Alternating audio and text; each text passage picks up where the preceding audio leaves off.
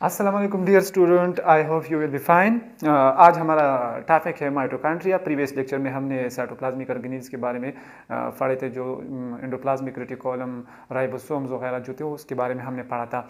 आज हम आपको माइटोकॉन्ड्रिया के बारे में बताएंगे कि माइटोकॉन्ड्रिया क्या है, उसकी बैकग्राउंड को बारे में आपको समझाएंगे। इसी तरह इसकी स्ट्रक्चर और इसकी फंक्शन के बारे में हम आपको डिटेल में बताएंगे। तो माइटोकॉन्ड्रिया की डिफिनीशन में जाने से पहले मैं आपको एक जनरल से आइडिया दे रहा हूँ एनर्जी के हवाले से। आपने फिजिक्स में पढ़ा होगा कि एनर्जी जो होता है वो दो तरह के होता है। फिजिक्स में आपने पढ़ा है कि एनर्जी हमारे साथ दो तरह की होता है, एक होता है काइनेटिक एनर्जी और दूसरा होता है हमारे साथ पोटेंशियल एनर्जी। काइनेटिक एनर्जी जो होता है वो motion due to its motion, और पोटेंशियल एनर्जी होता है ड्यू टू इट्स पोजीशन, मतलब रेस्ट कंडीशन में। ठीक हो गया, आपने ये फिजिक्स में डिटेल से पढ़ा है। अब जब हम केमिस्ट्री में बात कर रहे हैं तो केमिस्ट्री में केमिकल रिएक्शन जो है उसमें उसको आपने सुना होगा केमिस्ट्री में केमिकल बॉन्ड या बॉन्ड एनर्जी। ये बॉन्ड एनर्जी बला है क्या? बॉन्ड एनर्जी मैं आपको इसको एक एग्जांपल से समझा रहा हूँ कि हमारे साथ मिसाल के तौर पर एक गैस है, नेचुरल गैस वगैरह, ठीक हो गया, कंपाउंड है, इसके साथ कार्बन के साथ हाइड्रोजन अटैच्ड है, जो ऑक्सीजन की मौजूदगी में रिएक्शन करता है, और ये प्रोडक्ट में हमारे साथ कार्बन डाइऑक्साइड प्लस वाटर दे देते हैं, लेकिन साथ हमें एनर्जी भी देता है, और वो एनर्जी होता है हमारे साथ हीट की शक्ल में, फ्लेम की शक्ल में देता है। ये नेचुरल गैस मतलब सीएनजी वगैरह गैस वगैरह में भी यूज़ होता है, और ये ऑक्सीजन की मौजूदगी में रिएक्शन करता है। ये जो प्रोडक्ट हमारे साथ आए, ये प्रोडक्ट हमारे साथ इन बांडों की, ये जो बांड थे हमारे साथ जिसको हम बांड एनर्जी का नाम देते हैं, ये बांड ब्रेक हो जाने का मतलब ये कार्बन और हाइड्रोजन की बांड है, ये ब्रेक हो गया। इनके ब्रेक होने की वजह से ये प्रोडक्ट बन गए, जिसकी वजह से हम इसको कहते हैं बांड एनर्जी। अगर मैं केमिस्ट्री के हवाले से दूसरा माइटोकॉन्ड्रिया के हवाले से आपको एग्जांपल दूं, तो माइटोकॉन्ड्रिया भी बिल्कुल इसी तरह की काम करता है कि मुख्तलिफ बांड होते हैं, उसको ब्रेक करता है और फिर हमें जो रिक्वायर्ड प्रोडक्ट होते हैं एनर्जी देती है, और एनर्जी वो हमें एटीपी की शक्ल में देती है। मैं आपको एक एग्जाम्पल दे रहा हूँ। चलो, माइटोकॉन्ड्रिया में ग्लूकोज आ गया, ठीक है, C6, और ऑक्सीजन की मौजूदगी में रिएक्शन करता है, तो ये हमारे साथ देता है CO2 plus H2O plus energy देता है। ठीक है, ये एनर्जी जो हमें देता है, तो ये हमारे साथ मतलब हीट की एनर्जी, हीट की शक्ल में तो नहीं, हीट या आग की शक्ल में नहीं दे रहा है कि हमारे साथ ये रिएक्शन हो गया और अब हमारे बदन में आग लग जाएगी, इसी तरह नहीं है। इसी तरह एनर्जी जो है ये हमारे साथ एटीपी की शक्ल में स्टोर करती है। ये एटीपी होता है जो जिसको हम करेंसी ऑफ द सेल का भी कहते हैं। एटीपी को हम दूसरा नाम क्या कह देते हैं? Currency of the cell. मतलब अगर आप जब बाज़ार में जाते हैं ना, तो आपके साथ या कोई चीज़ वगैरह ख़रीदना चाहते हैं तो आपको पैसों की ज़रूरत होती है, और उसी पैसों की बदौलत आप कोई चीज़ ख़रीद सकते हैं। इसी तरह ये एटीपी जो होती है ये हमारे बदन में एनर्जी एटीपी की शक्ल में स्टोर होती है। अब एटीपी जो है इसकी स्ट्रक्चर जो है वो अलग टॉपिक है जो हम नेक्स्ट लेक्चर में पढ़ेंगे, लेकिन ये एटीपी जो है ये एक माइक्रोमॉलिक्यूल है जो एडेनोसिन ट्राइफॉस्फेट के नाम से याद किया जाता है। तो ये एनर्जी जो होती है हमारे साथ एटीपी की शक्ल में होती है, और डिफरेंट केमिकल रिएक्शन जो सेल में होती है या एंजाइम के लिए जो एनर्जी की रिक्वायर्ड होती है वो एटीपी देता है पर different reaction and different amount देता है। मतलब अगर आप बाज़ार में जाते हैं, आप ज़्यादा सौदा करना चाहते हैं तो आपको ज़्यादा पैसे देने पड़ते हैं, मतलब करेंसी ज़्यादा चाहिए आपको। अगर आप के लिए छोटा सा सामान ख़रीदना चाहते हैं तो आपको करेंसी की कम ज़रूरत होगी। इसी तरह सेल में जो ये माइटोकॉन्ड्रिया है ये एटीपी को इसी रफ्तार से या इसी मकदार से स्टोर करते हैं और फिर जब रिएक्शन के लिए ज़रूरत होती है तो उसी मकदार में उसको एटीपी देता है। तो ये सारा का सारा प्रोसेस जो मैंने आपको समझाया कि माइटोकॉन्ड्रिया है जो बॉन्ड एनर्जी होती है उसके ब्रेक करता है और फिर हमें एनर्जी देते हैं एटीपी की शक्ल में। तो ये तो था आपको जनरल इंट्रोडक्शन। अब हम इसकी स्ट्रक्चर पे आएंगे कि माइटोकॉन्ड्रिया सेल में किस तरह देखता है और इसकी स्ट्रक्चर क्या है। यहाँ तक तो आप समझ गए होंगे कि एनर्जी क्या होती है और बॉन्ड एनर्जी क्या होती है, फिर माइटोकॉन्ड्रिया इसकी ब्रेकडाउन किस तरह करती है। तो यहाँ तक तो आप समझ गए होंगे। अब अगर हम इसकी स्ट्रक्चर पे आए तो सेल में इसका स्ट्रक्चर इस तरह का होता है कि ये हमारे साथ एक माइटोकॉन्ड्रिया है, इसमें इसी तरह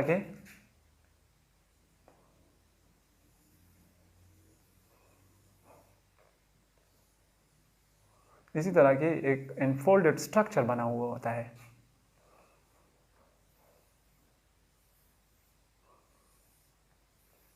ठीक हो गया।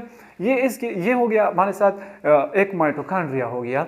ये माइटोकॉन्ड्रिया जो है ये प्लांट सेल और एनिमल दोनों में मौजूद होता है। तो माइटोकॉन्ड्रिया ये जो इनफोल्ड ये डबल लेयर्ड है। क्या है? डबल लेयर्ड है। जब इसकी स्ट्रक्चर के हवाले से हम आते हैं तो ये हमारे साथ है डबल मेम्ब्रेन है। डबल मेम्ब्रेन का मतलब क्या है कि ये लिपिड बाइलेयर है, जिस तरह हमने सेल मेम्ब्रेन में पढ़ा था कि मतलब साइडों पर लिपिड है और दरमियान में प्रोटीन पड़े हुए हैं। तो ये डबल लेयर है, डबल लेयर है, डबल लेयर है।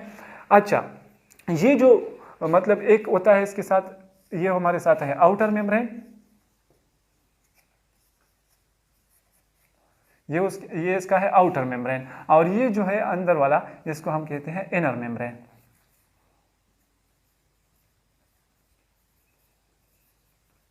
ठीक हो गया। ये डबल लेयर है, एक इसका है इनर लेयर और एक इसका है आउटर लेयर। ये जो बाहर लेयर है इसको आउटर मेम्ब्रेन कहता है। अब जो ये आपको इनफोल्डेड स्ट्रक्चर आ रहा है, ये वाला, ये हमारे साथ इसका जो सिस्टर्नी के जरिए से एक दूसरे के साथ जुड़े होते हैं, ये पोर्शन और ये पोर्शन इकट्ठे, इसको हम सिस्टर्नाई कहेंगे।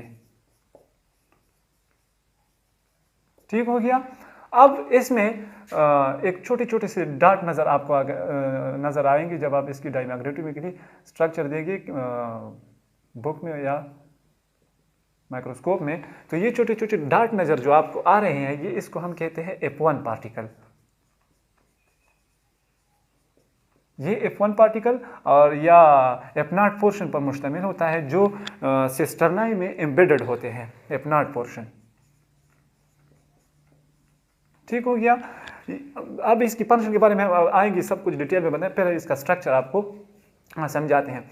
ये जो ये दरमियान वाला हिस्सा जो कहलाता है, ये अंदर इनफोल्डेड स्ट्रक्चर जो है इसको मैट्रिक्स कहते हैं। मैट्रिक्स है क्या? मैट्रिक्स में जो है मतलब जो एंजाइम वगैरह सेल के लिए जो एंजाइम रिक्वायर होते हैं, एंजाइम, इसी तरह कोएंजाइम के लिए फंक्शन के लिए कोएंजाइम की जो रिक्वायर्ड होती है इसमें मौजूद होते हैं ऑक्सीजन, कार्बन डाइऑक्साइड और the most important one ATP. ये साइटोप्लाज्मिक मैट्रिक्स जो है इसमें मतलब माइटोकॉन्ड्रियल मैट्रिक्स जो है इसमें स्टोर होते हैं। फिर द मोस्ट इंटरेस्टिंग थिंग, यहाँ पर अगर आप नज़र डालें, यहाँ आपको द मोस्ट इम्पॉर्टेंट थिंग जो नज़र आएगी, जो मोस्ट इंटरेस्टिंग है इस माइटोकॉन्ड्रिया में, ये है डीएनए। क्या? ये है डीएनए। मतलब ये सिर्फ ओनली साइटोप्लाज्मिक ऑर्गेनील है जिसके अंदर डीएनए मौजूद होता है। तो जब इसके अंदर डीएनए मौजूद है तो ये सेल्फ रिप्लिकेट करेगा।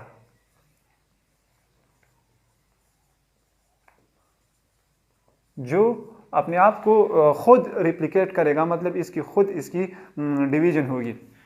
और यहाँ पर जो नज़र आ रहे हैं ये डॉट डॉट माइटोकॉन्ड्रियल मैट्रिक्स जो है, इसके साथ साथ ये हमारे साथ है ribosome. The most another important point two denote that ribosome, जब इसके अंदर राइबोसोम मौजूद है तो ये हमारे साथ प्रोटीन बनाएगा। ये हमारे साथ प्रोटीन बनाएगा। यहाँ तक तो आपको समझ आ गई कि मतलब प्रोटीन बनाएगा, डीएनए इसमें मौजूद है, सेल्फ रेप्लिकेट करेगा। तो इन बातों से हम ये अंदाज़ा लगा रहे हैं कि ये जो है मतलब ऑटोसोमल है, फंक्शन के हवाले से ऑटोसोमल है, मतलब ज़्यादातर जो एक्टिविटी है ये बजाते खुद करता है। मतलब अगर प्रोटीन की रिक्वायर्ड है तो ये अपने लिए खुद प्रोटीन बना सकता है क्योंकि राइबोसोम इसमें मौजूद है। अगर ये अपने आप को रिप्लिकेट करना चाहे तो इसमें डीएनए मौजूद है। अच्छा, ये जो मतलब एनर्जी पैकेट्स है एटीपी इसमें स्टोर होती है। तो ये जो यहाँ तक तो मैंने आपको इसका स्ट्रक्चर ड्रा किया कि इसमें ये एक्टिविटी होती है, जो यूनिक पिक्चर थे मैंने आपको उसके बारे में बता दिया।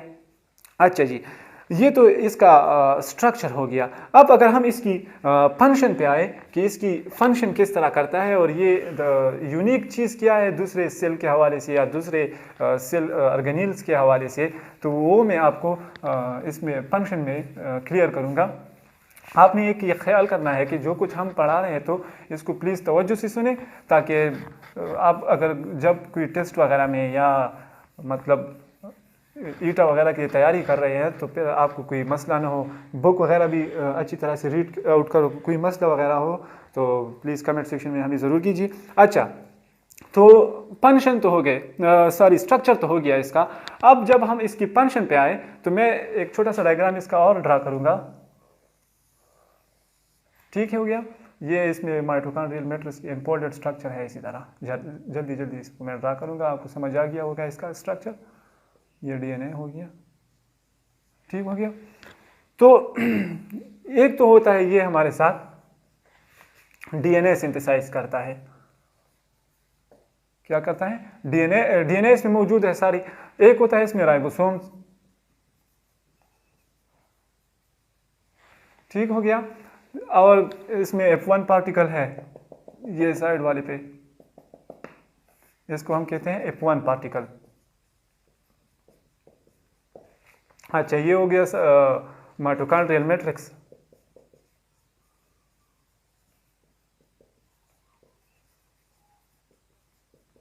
ठीक हो गया। और कुछ रहते हैं तो आप स्ट्रक्चर में देख सकते हैं। अब हम इसकी फंक्शन पे आ रहे हैं, ठीक है जी। एक तो ये फंक्शन के हवाले से कि ये मतलब सेल्फ रिप्लिकेटिंग है, सेल्फ रिप्लिकेशन खुद करता है, मतलब ये खुद रिप्लिकेट होता है, प्रोटीन सिंथेसाइज करता है। राइबोसोम मौजूद है ना इसमें। अच्छा, जो अहम फीचर है फंक्शन के हवाले से वो है इसमें the two most important reaction, two important reaction, oxidation reduction reaction जिसको हम कहते हैं। एक होता है क्रेब्स साइकिल और दूसरा हमारे साथ है इलेक्ट्रॉन ट्रांसपोर्ट चेन। ये दो अहम रिएक्शन है जो इसमें माइटोकॉन्ड्रिया में टेक ओवर होते हैं, मतलब क्रेब्स साइकिल और इलेक्ट्रॉन ट्रांसपोर्ट जो है इसमें होते हैं। ये इसकी सबसे अहम मतलब ये इसकी सबसे अहम फीचर है कि जो मतलब ऑक्सीडेशन रिएक्शन होता है, मतलब इसमें मुख्तलिफ एंजाइम होंगे, वो एंजाइम मतलब इसके लिए रिक्वायर्ड होंगे, तो इसकी भला इसकी ऑक्सीडेशन रिडक्शन होगी, डिफरेंट फॉस्फेट बॉन्ड उसकी ब्रेकडाउन हो जाएगी। ये सारे रिएक्शन जो है ये हमारे साथ कहाँ पर होते हैं? माइटोकॉन्ड्रिया। मतलब ये ऑक्सीडेशन रिडक्शन रिएक्शन करता है, oxidation and reduction reaction, oxidation reduction reaction, ये दोनों कहाँ पर होते हैं? ये माइटोकॉन्ड्रिया में होते हैं। अब ये तो सारा फंक्शन था माइटोकॉन्ड्रिया के, इसी वजह से हम इसको कहते हैं कि ये powerhouse of the cell है। आपने अक्सर डैम देखे होंगे ना, जो डैम होते हैं वो हमारे साथ बिजली बनाते हैं, तो वो बिजली हमारे साथ मतलब बड़े डैमों की शक्ल में पानी से बनाई जाती हैं। तो इसी तरह ये जो माइटोकॉन्ड्रिया है ये पावर हाउस की तरह काम करता है, मतलब एटीपीज बनाता है। जिस तरह क्रेब्स साइकिल नेक्स्ट चैप्टर जो हमारा आ रहा है बायोएनर्जेटिक्स, उसमें हम डिटेल में बताएंगे, लेकिन ये सारा का सारा प्रोसेस जो है ये एटीपी प्रोडक्शन के लिए होता है। और ये एटीपी जो होती है फिर मुख्तलिफ केमिकल रिएक्शंस में यूज़ होती है और डिफरेंट अमाउंट में होती है कि किस मतलब फला रिएक्शन है उसके लिए कितनी एनर्जी की रिक्वायर्ड होती है, तो वो एटीपी की शक्ल में उसको दी जाती है। ये एटीपी है क्या, मैं इसको आपको एक छोटा सा स्ट्रक्चर ड्रा करना चाहूँगा कि एटीपी मतलब इसकी स्ट्रक्चर क्या है और ये किस तरह की फंक्शन करता है माइटोकॉन्ड्रिया में, ये किस तरह स्टोर होता है। तो एटीपी जो है ये एक माइक्रोमॉलिक्यूल है जो नाइट्रोजीनियस बेसिस से बना होता है। नाइट्रोजीनियस बेसिस के साथ एक शुगर अटैच होता है, ठीक हो गया। फिर इस शुगर के साथ फास्फेट अटैच होते हैं इसी तरह, और डबल बॉन्ड बनाए हुए होते हैं, ठीक हो गया। ये एटीपी जो है नाइट्रोजीनियस बेसिस से बना होता है, ठीक हो गया। इसके साथ एक शुगर अटैच होता है। जब ये और इसके साथ फास्फेट होते हैं। जब एटीपी एनर्जी देना चाहे, जब ये एनर्जी देना चाहे एटीपी, तो ये जो बॉन्ड होते हैं इसमें जो फास्फेट बॉन्ड होते हैं ये ब्रेक हो जाते हैं। ये बॉन्ड क्या कहलाएंगे, मैंने आपको पहले कहा, ये जो बॉन्ड ब्रेक हो जाएंगे तो इसको हम कहते हैं बॉन्ड एनर्जी। ये बॉन्ड जब ब्रेक हो जाएंगे ना तो इसको हम क्या कहेंगे, बॉन्ड एनर्जी, जो पहले शुरू में मैंने आपको बताया, ये बॉन्ड एनर्जी, ठीक हो गया। ये बॉन्ड एनर्जी जब टूट जाएगी तो ये हमारे साथ देगा एडीपी, ठीक हो गया, एडेनोसिन ट्राइफॉस्फेट, इसी तरह का स्ट्रक्चर बनाएगा। सॉरी, इसी तरह से इसके साथ शुगर अटैच है, फास्फेट वगैरह, और ये हमारे साथ सिंगल फास्फेट। तो जब ये एडीपी जो सिंगल फास्फेट जाता है ये हमारे साथ एटीपी की शक्ल में देता है एनर्जी, जो डिफरेंट रिएक्शन के लिए रिक्वायर्ड होता है। और जब मतलब रिक्वायर्ड एनर्जी की न्यू होती है तो एटीपी मतलब ये फिर डिस्ट्रॉय करता है, ख़त्म करता है, न्यू बनाता है। तो ये था डियर स्टूडेंट आज जो हमने पढ़ा माइटोकॉन्ड्रिया के बारे में। अगर हम थोड़ा इसकी रिवीजन में जाए कि माइटोकॉन्ड्रिया है क्या और ये किस तरह की काम करता है, तो आपने शायद नोट किया होगा कि हमने कहा कि एनर्जी क्या है। एनर्जी दो तरह की होती है फिजिक्स में। हमने कहा कि एक तो होता है काइनेटिक एनर्जी और दूसरा होता है पोटेंशियल एनर्जी।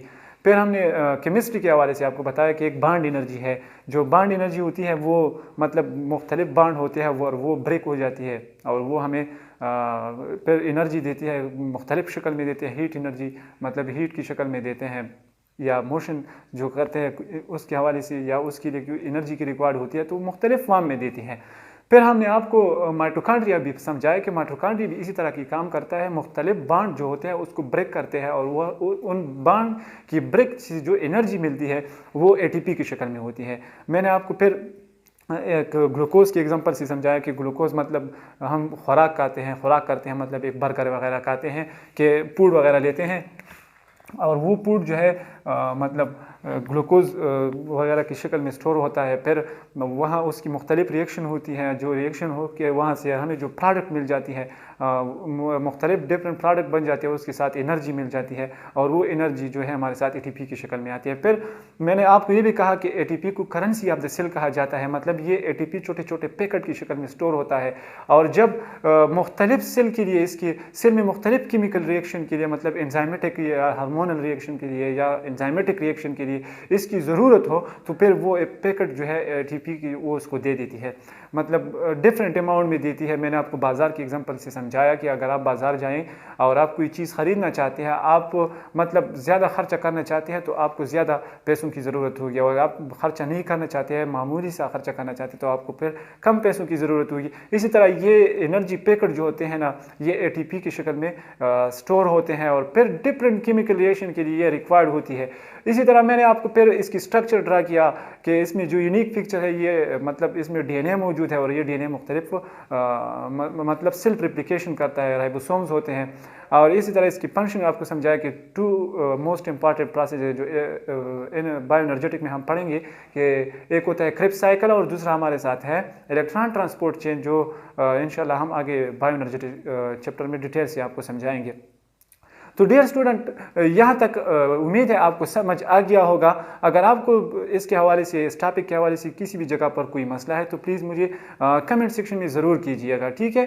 और इंशाल्लाह नेक्स्ट लेक्चर में हम जो लाइसोसोम वगैरह रह गए उसके बारे में आपको डिटेल से बताएंगे। Thanks for watching dear student.